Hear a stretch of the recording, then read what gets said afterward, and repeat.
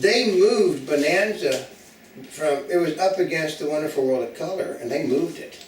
They did? Yeah, and then 2 years later, the Wonderful World of Color followed Bonanza on the same network.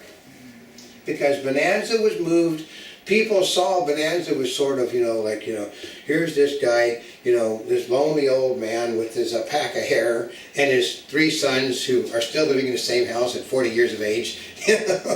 And they liked the fact, 14 years that lasted. You'll notice that the majority of the shows that lasted, the really longest times were from the 50s and the 60s. As the 70s progressed, it's like 7 years and you're gone. Really? Yeah, but they're the people though that watch TV Land, decide, hey, well, that's a hell of an idea to sell a commercial product. We'll have them eat the cereal. Oh my God, they eat the cereal at the table. Yeah, or they eat the Yeah, or they sit there around the table talking to each other, eating it. And there's the box of Cheerios. Yeah, and they're drinking their coffee again. They're drinking their tea. They're drinking their. Or they're saying, hey Mom, did you go to Starbucks? Yep. Or I just went into McDonald's and I picked up a family pack. Our Wiener Schnitzel. We know that the Wiener Schnitzel has an ungodly good family pack. Or the other day we actually bought the family pack for 2 of us over at the Del Taco. And you walk in with a family pack and you show the family pack. Del Taco has a really great deal on this week. This local, basically it's local and national. They're doing this stuff again. If it's a national chain, they do it nationally. If it's locally, they do it local. I mean, you got people. We have people in Los Angeles, and that Carlson's Appliance, basically, he sits there and does his own commercials, and they're all funny things. And this is basically, these things tend to move nationally when they figure out that people, it stopped when the gentleman that founded Wendy's died. They simply backed away from people doing things. They got rid of Jimmy Dean doing the commercials for Jimmy Dean. Those were the reasons why people were turning in, because these were people they could associate with. So now they're getting like the gentleman from Domino's Pizza, who is very nice looking and sort of a family guy, and he's doing these commercials, or not Domino's, what is that other? Not Domino's Pizza, not Pizza Hut. I don't know. He basically has his own thing, but I lose track when I get mad. But because I'm really steamed. This is 3 times in 1 week we've been axed out of things because we're internet. We're the only people out there that do 3D on a continual basis. Unfortunately, we found out this week 3D has died also, which is never a good thing. We haven't actually hitched our sources to sites to 2 things that aren't going to work because the people are not going. Okay. I heard this today, which I thought was probably the best way of describing political correctness.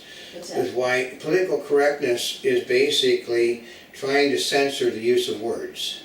Ooh, Yeah. I've never heard of that one before. That's right. And actually, that is a good. net neutrality is trying to keep the voices of the little person from being heard. That's all it's about. We're the little people. But part of it is that's what this country was built on, is freedom of speech. Freedom of speech. And they're restricting freedom of speech narrowly every day. It's becoming more and more. I mean, not only freedom of speech, they're doing freedom of selection. Freedom of selection, because they give you less and less. Okay, the Barack Obama would like to see all the cable stations shut down, all of them, because they're a threat to the Democratic Party. I mean, it's a simple thing. Because cable is basically. They helped to get him elected. They helped to get him elected, but now he's elected. No, so what the man doesn't understand, the people that helped to elect him don't have the internet because they're not working. The first thing that you lose when you're not working is the things that are not necessary. Paying for cable television and the internet is not necessary if you're not working. So those things are gone. Well, these people aren't helping me anymore, and I can't afford to let the people that are helping me, so they create net neutrality, which the courts will throw out because it isn't. They've already told the people repeatedly, you can't regulate the internet. The internet can only be regulated by Congress. So they'll lose that in the court system. So then they'll try and do it through Congress, which is what they had been trying to do. Well, they couldn't do it because they lost control of the Congress before they could get it done. But it's like we're talking about, like Peter Gruber said the other day on 3D. The genie is out of the bottle has been busted, and the genie can never go back in because the pencil pushers know that you can charge premium prices for 3D programming. Well, they say that about 3D, but even more so than that is the internet. The internet, the genie was busted in that bottle. I mean, that's years ago. I mean, it is, okay. We're talking, in the 6 years we've been doing this, we're now in our 6th year, everybody that we know is folded. And we're still here because we are, we actually are both, card-carrying, members of, we are directors, we're card-carrying members, in fact, we are news directors. We do things in an offhand fashion, but it does what we want to do. I don't know, I remembered, most people don't know who John Cameron Swayze is. Basically, he used to do Timex watches. He once was one of the big newsmen. And he said, well, don't you find it undignified to do these, it takes a licking and keeps on ticking? And he said, well, they pay attention to what I'm saying when I'm on my news broadcast. Because he would basically get up from his chair, go over and do a Timex commercial. Well, it's undignified for a man of his stature to be doing that. And people would tune in to see the Timex commercials. Tuning in to see the Timex commercials, they watched John Cameron Swayze doing the news. People don't realize that Jim McKay, basically over on the Wide World of Sports, was a newsman before he was doing things.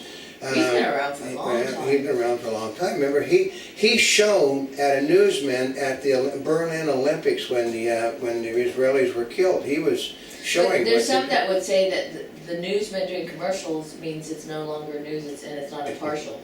The problem was the newsman doing commercials was how it was originally started. They basically... Because like today, now they would consider it an endorsement and not news. And not endorsement and not news. But I hate to tell people this, the entertainment divisions tend to run most of the news divisions in this country. The sports division ran ABC News. Roone Arledge was the head of the sports division, the same as the head of ABC News. He absolutely made certain, he would take news people over and do news and do sporting events. But, he managed to, because he was a newsman, he knew how to keep it separated. The guy, it's called standards and practices is what it is. Every network has them. It's very simple to separate your news department from your entertainment department. They do it all the time. Okay, you don't have to go any further than Fox News to find out, okay, I don't see Fox News beating to death American Idol. I don't see them basically 24 hours a day, watch American Idol, watch American Idol, watch American Idol. They don't. They are the news division. They might say, did you actually see what happened on American Idol? Yeah, they'll talk about it like that. And he said, and then another guy, I've never watched the show. They'll absolutely But they'll say bring it up. They'll bring it up, but Or they'll say, stay tuned for such and such for American Idol. Or their news people will go on location to go see it. Yeah, and that's a lot of times because that you it's can a tell. news event, but it really is two different divisions. But they don't sit there and pound away out of 24 hours, watch American Idol, watch American Idol, watch American Idol. It doesn't happen that way. But it's because it's called, there's a professionalism and lack of professionalism. If you're professionals, you treat the thing, we actually do treat hard news in a very respectful manner. We dress up, we dress properly. If we're doing a trade show, we dress, even though I flat out tell you, they invite her to come do interviews in a swimsuit at the trade shows we go to. I'm not talking about the little funny type trade shows, I'm talking about big, where they tell people, well, you must wear a professional, you must wear, we must wear a professional skirt, all this stuff. Men's must wear a business attire, and they ask her if she'll come do interviews in her swimsuit. Yeah. See, that because they know that it gets circulation is what counts. The more you can see a thing done, and we don't take this stuff seriously, folks. God, okay, I have been working since 1948. Yeah, but... And nobody cares if I see a guy my age. Yeah, but part of it is if you could have a good time and you sit there and discuss it and talk about it, it's just like going to driving school, a comedy driving school. It sticks with you more. Yeah. You also enjoy it more. Because, I don't know, I can go back a long time ago when I had a teacher. The teacher said she didn't care. Basically, okay, here was one. They would have games to get people to pay attention to what they were doing. Okay, what's the answer? What happened in the War of 1812? Right, they tossed a piece of candy out to them. And the people would come in, their pop quizzes were rewards. Well, remember, like, in grammar school, they have those songs that teach you how to remember conjunction, junction, what's your, and they'll do those things Well, to help. I've seen them, I had. Well, they do, what is it, We the People? Okay, or Jack, they would do- actually, put songs to them. the announcer of the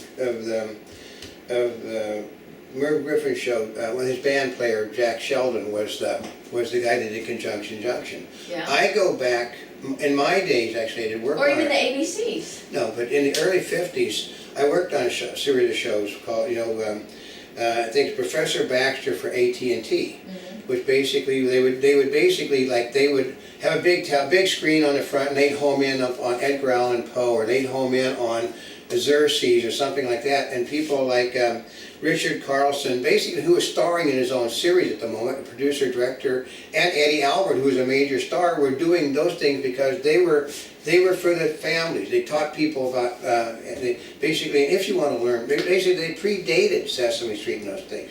Why do you think the big stars go on Sesame Street and those programs on public broadcasting? It's because they're trying to lure the kids into learning something. Yeah. Unless they're like Katy Perry and they get. Yeah, well, they said that one was a mistake, so that was an error. But they knew, they. Well, they had her prepared. improperly dressed. That was the only thing wrong. The Katy Perry deal was right, but they dressed her improperly for the show. Yeah, but they're Daddies the ones liked it. they're the ones that dressed her for Yeah, it. I know, they dressed her, so don't criticize her because No. she showed. When you criticize a person for their dress on a national television show, And something like that, it's already been approved. it's been approved. They're not wearing the Janet Jackson outfit was approved before she ever went on, so Yeah. that's why they're never going to win that one over at Fox, because they rehearsed all of that. But it's basically like I remember I had another one from my grandmother. Basically, she said you can package manure in 1,000 different ways, but when you open it, it's still manure. So that's what news is. Manure. We repackage it in any form that we can get people to pay attention to the manure. And basically, they say that people in the news business, spread it thick anyway. We do. Well, you know what they say about PR. Yeah. Right. Okay. Public relations. Most people that are alive today know Errol Flynn was a bit of a naughty boy. I'm from the. I got to meet Errol Flynn, so I knew he was a naughty boy. But when Errol Flynn, isn't Mr. Flynn worried that being accused of attacking these young girls is going to destroy his career? And the guy, God, no. He said any publicity is good publicity. If you're supposed to be a womanizer and somebody calls you a womanizer, it's another thing. I mean, I know a major actress, her husband basically got pissed off about the fact that there were nude pictures of her when she was, 18 Oh years yeah, old. and what did she say? She said, she said, what the hell are you doing? I want everybody to see how good I looked when I was 18 years old. She wanted everybody. She said, I know the guy was blackmailing me. I wanted him to release the pictures. The husband took it serious.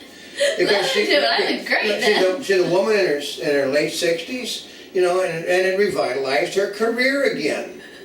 Because she didn't have any career. She'd been dead for years because she was looking like she was she was looking old. I mean, a real gorgeous woman, younger, but basically she drifted into character parts, and what happens is when you get to be in your late 50s, 60s, there's a lot of late 50s and 60s that basically what happens if you're at the top of the food chain, you have the Academy Award, the Emmys, the Tonys, the Grammys, all those things. They get the work first for those people. Mm-hmm. She didn't have any of these. She didn't have nominations. She just never got anything.